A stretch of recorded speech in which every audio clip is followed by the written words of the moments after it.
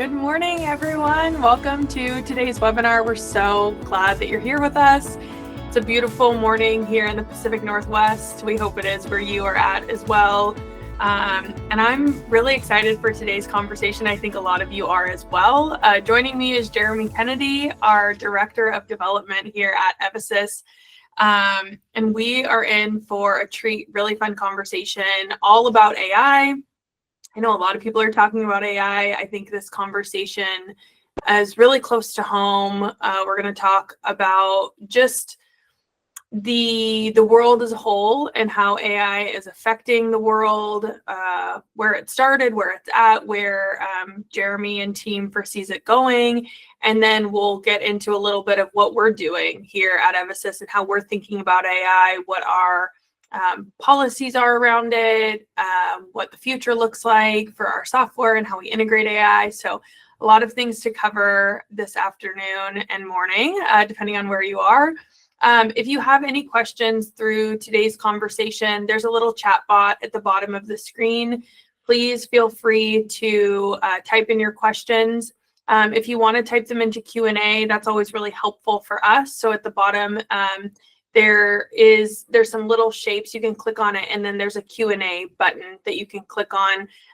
Shannon Stein will be moderating today's conversation, so we'll pause about halfway through and then at the end for questions. So please type in your questions as they come. We'll try our best to answer them, but if there's anything we can't answer for you, we'll be sure to get you the answer afterwards. So with that, let's get this thing kicked off. Jeremy, I'd love to start with just a little bit about you and who you are, what you do here at Evosus. So can you just give us a little bit of insight on your background and what led you to your position here at Evosus? Yeah, totally. So I'm Jeremy Kenedy. I've been with Evosus for just under 2 years. Plan on being with them for a long, long time. Plan on retiring here. I have a background in engineering as well as a background in unrelated field, legal.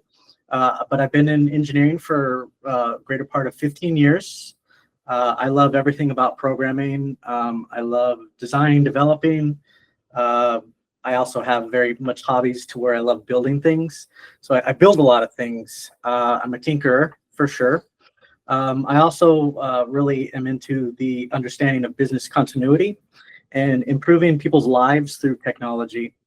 I feel I can make a difference and an impactful difference on not just the way things are done here internally, but the customers we serve or the clients we serve through helping build a better product. That because I understand that we all have mouths to feed, and everything I do is very impactful on everybody else. So it's very important, and I take a lot of pride in my work, knowing that what I do improves a lot of lives, not just internally, but externally. It's so true. I think, first of all, I'd love to hear what's one of your favorite things to build?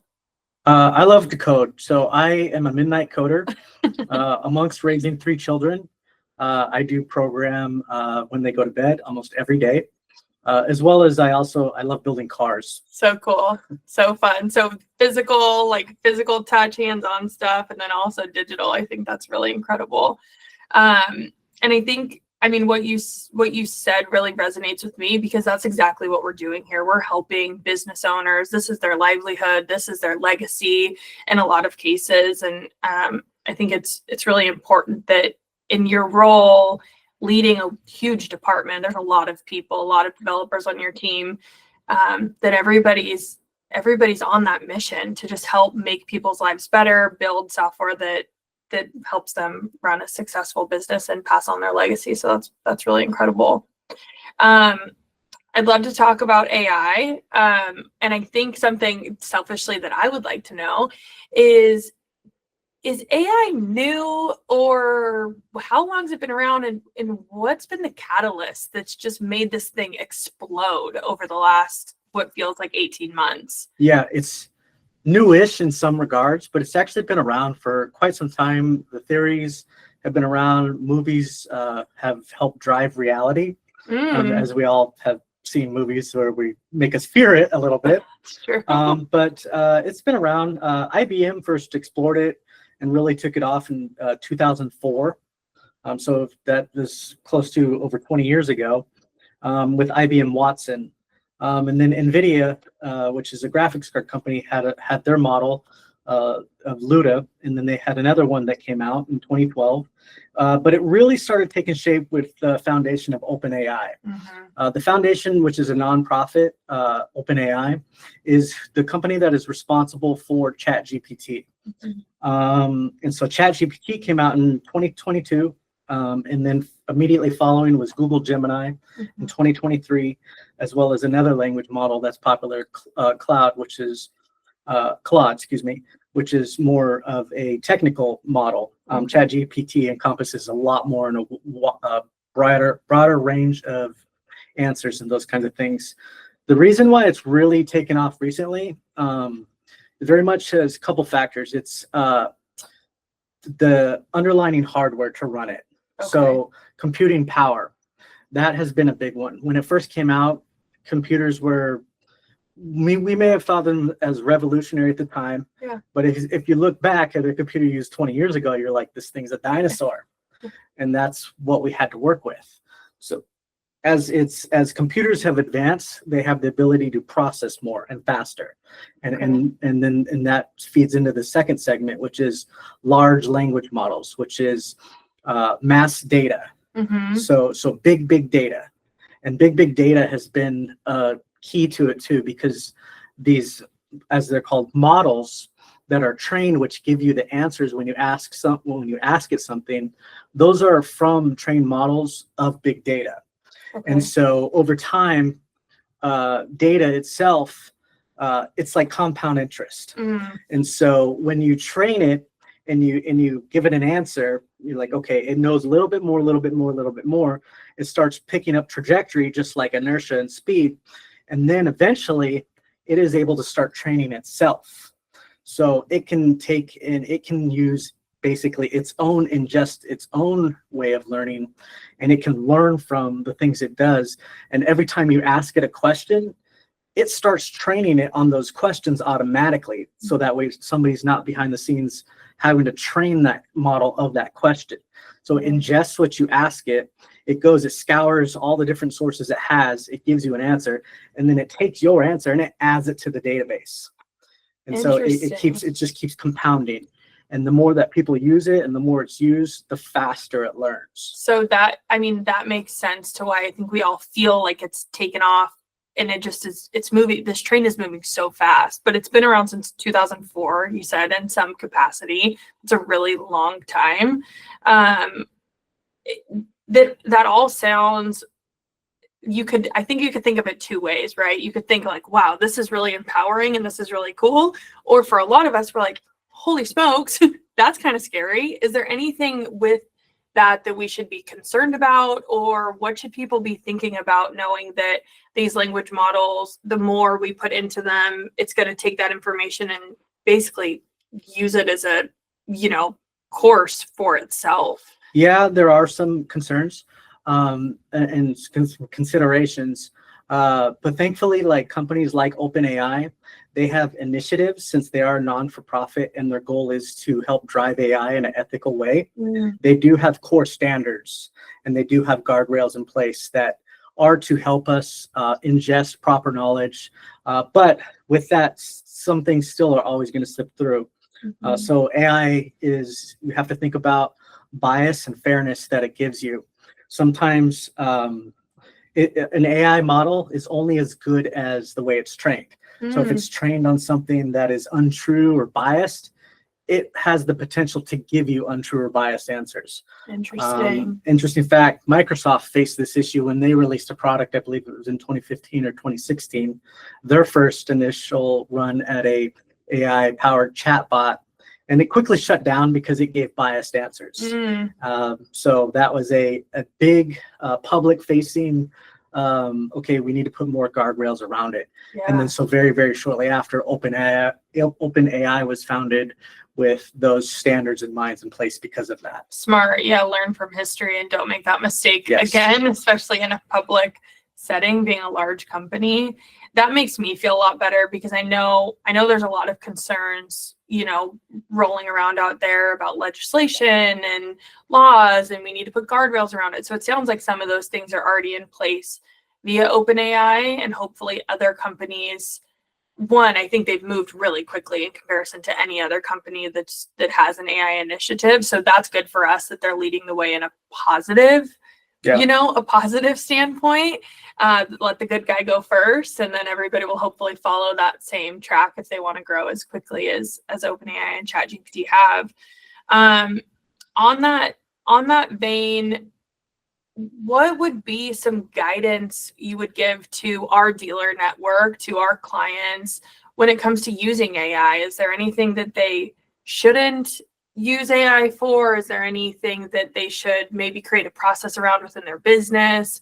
Obviously, people want to use it responsibly and want to use it to better their business, like we talked about earlier. These are generally family-run businesses. This is their legacy. They don't want to do something thinking it's for the greater good, knowing that it could potentially harm them. So any guidance you would give to these business owners when it comes to using AI or adopting it into their business? Definitely.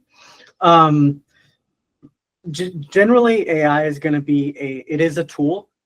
It is not a replacement. So a myth versus reality is people think AI is going to replace our jobs. It is not. It is a tool and will consider to be a tool. It may transform the way we shape our work, and it may cause us to upskill our labor force, but it will in turn actually create jobs around it. But in tune to your question, definitely one thing to not do, don't do trust falls on it. Don't blindly generate something and say, all right, we're good to go, ship it. Or ask it for statistics on something, or ask it for advice, life advice, and just follow it blindly. So no legal advice? No. I mean, Okay. it'll help you cite facts. Okay. But you want to. It's essentially not trust. It can be a trust, but it's always verify. Okay, so don't fire your lawyer and hire ChatGPT. No, you can help it guide you to have a more intelligent conversation and better understand what people are talking about. Right. You can help it use some predictive analytics, but you do want to go look at those, and you do want to say, okay, are these numbers correct? How true is this advice? It can help you generate content, like say you're a spa owner, you're a pool builder, you work in hearth, and you sell products or you sell services. You need help, or just want to take what you already have and improve it as far as like a product description or a service description. You can help it. Say, help me write a description for such and such, and it can help you do it. Or you can take what you have and you can put it in, and you can help me improve this, and it can help you do it. And then the part where human intervention is needed is go through and read that. You want to make sure it's accurate. Make sure it didn't give you inaccurate information, because that information is going to be critical to your product or your service. Totally. So you do want to verify everything it says. Say you have an email marketing campaign and you say, help me generate a fun email that's playful, but yet does this and articulates this. You want to go through and you want to read that for the factual basis of it, and also make sure that that is the tone you want. Right. Yeah. Your brand voice is really important. And I've noticed that personally. I mean, I run sales and marketing, and that's my background. And I've noticed that it just is so apparent to me when companies plug something into ChatGPT, get an output, and then post it right away. It's like, it's not your brand voice. That is the voice of ChatGPT or AI. And it's very obvious. So I mean, that's really important that you make sure when you plug something in, you're using those adjectives, right? Make it fun, make it real, make it personal, make it serious, make it professional, whatever brand voice you have identified, which starts with having a brand voice and having brand guidelines and having all those basics in place, so that you can create your own guardrails around what content you create. I think the other thing that I've heard a lot is, I think you also need to be really cautious when you are grabbing information, when you're grabbing outputs out of ChatGPT. You need to edit them in some way. You need to revise the words. You need to make it. It's really kind of a rough draft in my mind. It gives you the framework. It does what I think is the hardest work, which is just getting the framework down on paper, out of your brain, down on paper. But you want it to remain your content, right? It's not someone else's content, it's your content. So make sure that you're making appropriate edits. It's your brand voice, and you really just are, at this point, I think, using ChatGPT or AI for that initial framework versus like the final draft, like you said. Yeah, it's good for the broad strokes, but if everybody did a trust fall on it, every email or product description would come out with greetings or salutations. Or every product would be, look at this amazing product, and everything would say that. So True. there are little euphemisms that we speak in, and like you said, the adjectives and different nouns. So you do want to double check it. It can be good for the framework, the broad strokes, but you do want to refine it for sure and fact check it. I really like that. I'm going to use that. Don't trust fall on it. I think that just says everything. You know, you're trust falling onto a person, and that person is one of your team members, somebody on the team who's double checking things. They have the final say, and it's a person who's sending it out to market versus a piece of technology. And I think Evosus really aligns with that when we build software like Lou, right? A lot of features within our software are, we will automate the process for you, but we're still going to ask that you double check it in the end, such as digital door hangers. When you complete a job and you invoice it, we'll populate a digital door hanger for you, but we still want you to look at it before you send it out to the end customer, because you might want to put your flair on it. Something might be incorrect that wasn't caught when you were out in the field, or the technician wrote something that maybe is in your speak and not the consumer speak. And so you want to change the verbiage there. You know, we joke about that all the time, but it's real. So there's a lot of things within Lou that they're automated, but we still want that final checkpoint before it goes out to the end consumer. So I think we're really aligned with the advice that you would give. What about any advice on how consumers or our clients could use AI internally? Any advice on that before we move on? Yeah, always keep in mind the ethical concerns, the privacy concerns, sharing proprietary information that you hold near and dear to your company. You know, be careful of what you share, because that language model can train on that. And you do not want it to know proprietary information. You don't want it to accidentally give somebody else an answer that is very, very near and dear to your company, that is a trade secret. Totally. Yeah. No trade secrets in there. Are there any tools or options for people to have kind of a closed loop AI option? Like, are there ChatGPT programs or plans that you can sign up for that keep things close to you and they don't train the model, or are we training the model no matter what? No, there are options. Like when you do say use ChatGPT, you can go through the settings and you can say, don't train based on my answers. Okay. So we've started using some AI enhanced IDEs, which are code editors. And we very much have that option. It is a policy that we have internally, as well as we control it through our IT department.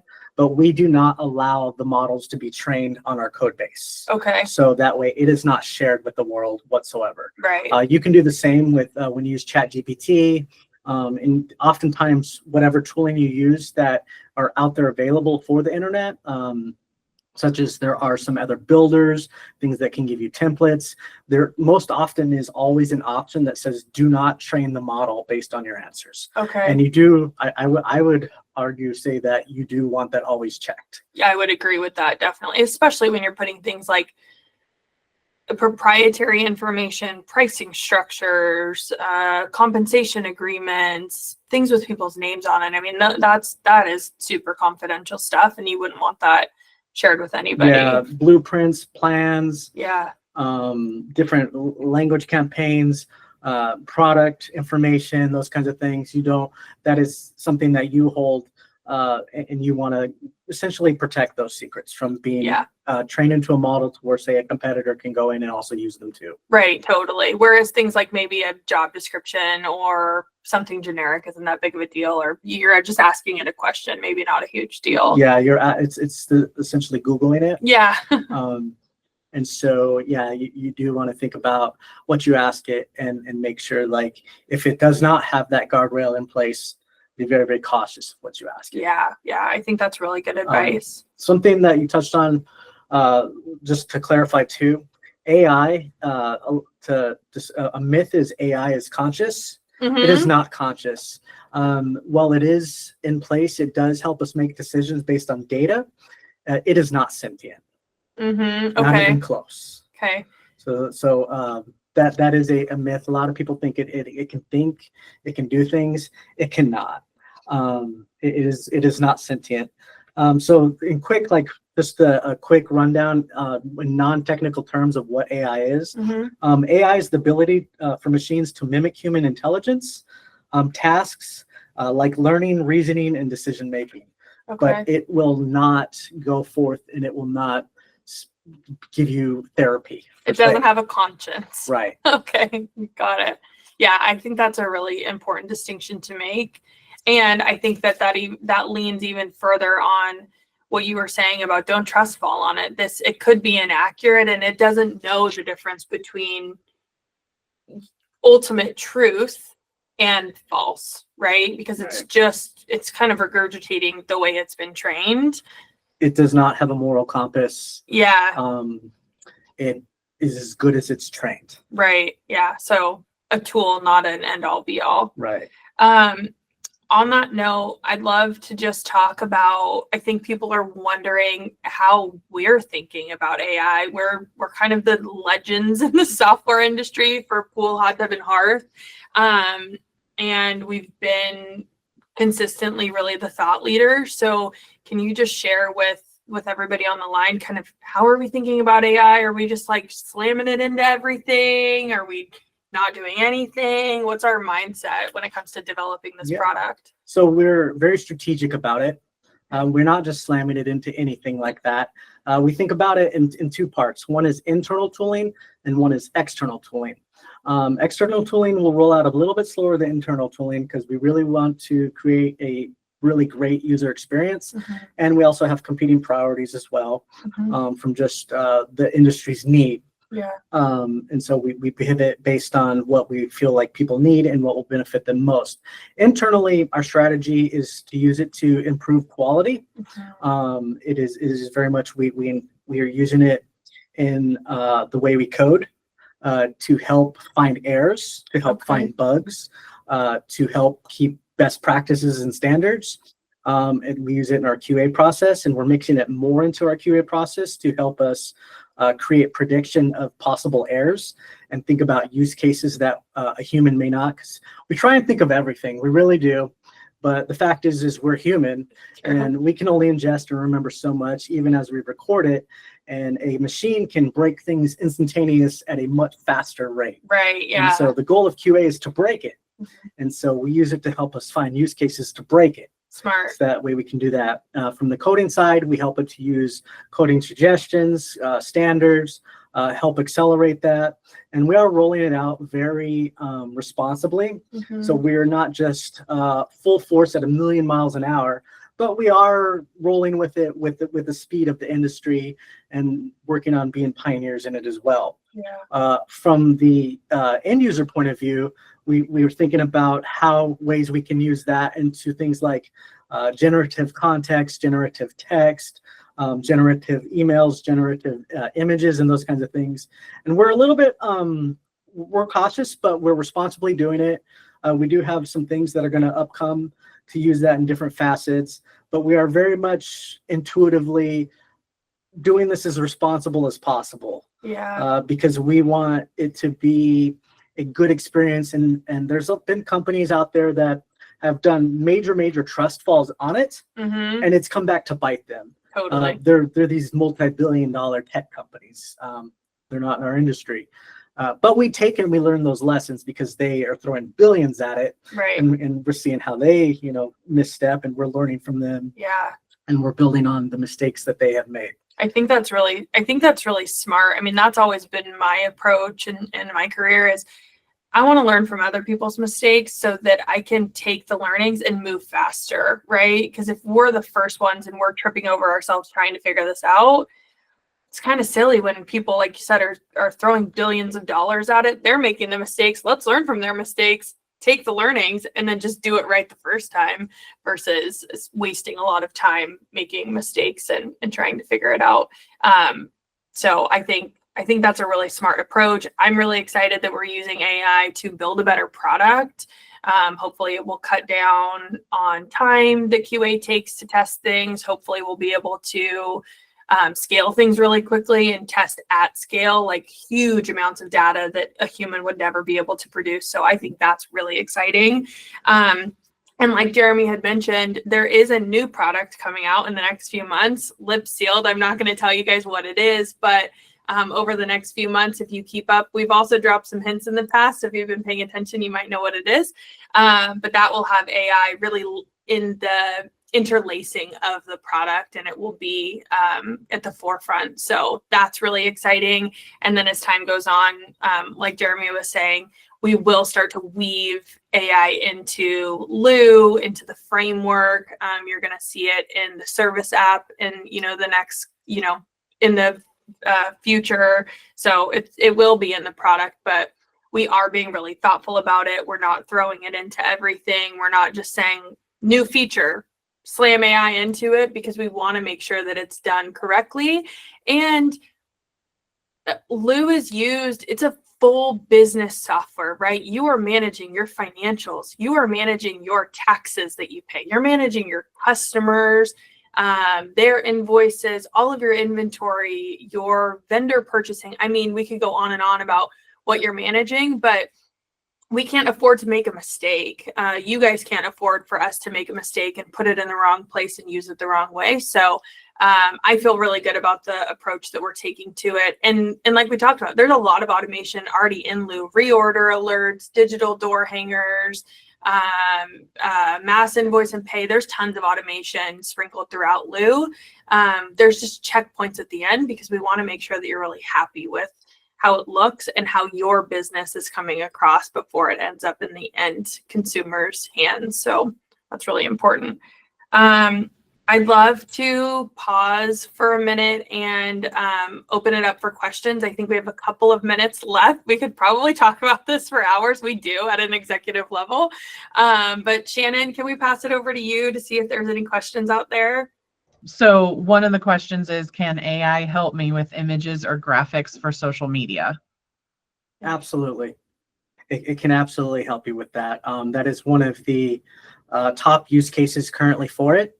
And you can take it, it can generate you an initial image. It can enhance images, as well as those images that it generates. You can continue to have it iterate on them as well. Yeah, totally. And you can even go as far as put your logo in, put your brand voice, right? Put a short description of what you want your brand voice to be. Do you want to be more fun, professional, real, cutting edge, like all of those words, right? Think about really creative adjectives that describe your business and plug those in with it, and it will pop out a pretty solid image most of the time. You might have to iterate a couple times, but the quality that I've seen is good. Another question is, which AI bot do you recommend for email drafting? Yeah, that's a good one. I would recommend the GPT 4.1 or 4.0. Those ones have the most trained models for content generations. That one would probably be your best bet there, because that one is the largest language model with very common things and uncommon as well. There are other ones that are very industry or tech specific, but that one's going to be the best one for content generation. That makes a lot of sense. And from a non-technical person, if you have a CRM, large CRMs like HubSpot or Salesforce, they have solid AI options within those as well. I don't know what the language model is behind the scenes that's feeding that information, but I do know that Salesforce and HubSpot have great AI options just built right into them, so it's not an additional investment. They most likely are ChatGPT 4.0. Probably. The final question is, how would I train my employees on AI? Are there some courses that I should take first? There definitely is courses on it. There's companies like Udemy and Pluralsight that have published courses on it, as well as how to do it. And then a very thing I would do is I would create a set of kind of rules around it to use it with. Like always verify, always read it for anything that is, inappropriate or biased or accuracy. And then use it responsibly. But there are definitely courses out there with those two aforementioned services that will be able to help you on how to use it. But it's generally, it very much is, the good thing is common sense, and it's creating a set of rules and standards around it. You can also search for the OpenAI initiative, and you can look at the set of standards research initiatives that they have around it too. And you can help guide your guardrails around that and their mission statement. Because OpenAI, being a nonprofit, their goal is to really, and they're the ones who are responsible for ChatGPT, their goal is to push forward the boundaries and the initiative of AI responsibly. And so they have a very, very solid set of rules and guidelines that they go by. So I would very much model them around them. And then you can use the other two services too. But between those three, you should be able to gather a very solid set of idealisms and standards and rules around using it responsibly. Yeah, I think that's great. That's a great advice. I just wanted to add, I went to a conference recently, a couple months ago in San Francisco. It was a SaaS and AI conference, actually. And OpenAI, you can imagine the executive team spoke on nearly every stage every day about different things. OpenAI also has some really incredible training options. If you just Google them, they'll show up. But I want to leave you all with kind of one final thought. What we believe here at Evosus is that the future, the next couple of years, really is all about AI orchestration. And what that means is that your team needs to get really good at telling AI what to do, letting it do the work, and then they come in at the back end and confirm, validate, and push forward to market. So it's really like your employees doing the first 20%, AI's doing 70%, and then they're taking on the last 10% of the work. So if you were going to spend any time training your staff or creating an initiative, I would have it be AI orchestration. Write down a bunch of prompts. What are some prompts that you would recommend your team to use? Create a flyer for our sale this weekend about blah, blah, blah, blah. Here's the logo. Here's our brand voice. And then teach them how to iterate on that, right? Set expectations as far as what you want to see, what maybe an image of what you guys have produced in-house prior, and make sure that the person double checking AI's work is living up to those standards at least, right? It needs to be at least this good, if not better, before I would feel comfortable with it being posted on social media or sending off to print. So I think it's about setting really clear expectations, having business processes that hold people accountable. This is not the wild, wild west. And then helping them come up with prompts, right? Have them come to the table in a meeting once a week with an issue they ran into and specifically what they asked AI. When I was at that conference, everybody had prompts that they used within their business. AI has, I think, a list of them that you can Google of just suggested prompts that you can use to get started. So there are a lot of resources out there. I will try to find them. If I can find them, we'll include them in the recording email tomorrow when it gets sent out so you guys can have a starting place. But there is a lot of information out there as far as training your people. It's very much just like everything. Practice. The more you use it, the more comfortable you get, the more you learn about those responses. With that, knowing that it's not ever going to be perfect, right. Just like nothing is perfect, because perfect is the enemy of great. So it'll give you great, but never perfect. Yeah, that's okay. Shannon, any other questions out there? No, it looks like you got them all. Beautiful. Okay, well, I just want to say thank you all for joining us. I know if you're in if you're in the pool industry, you are really busy right now, and it does not, it's not light on us that you would spend the time to hang out with us this morning, chat with us. We really appreciate it. The recording of this webinar will be out to you all in everyone's inbox tomorrow, so stay tuned for that. And we will see you on the next one. Thanks again, Jeremy, for joining. That was really valuable. Yeah, appreciate it. Thanks, guys. Thank you. Bye.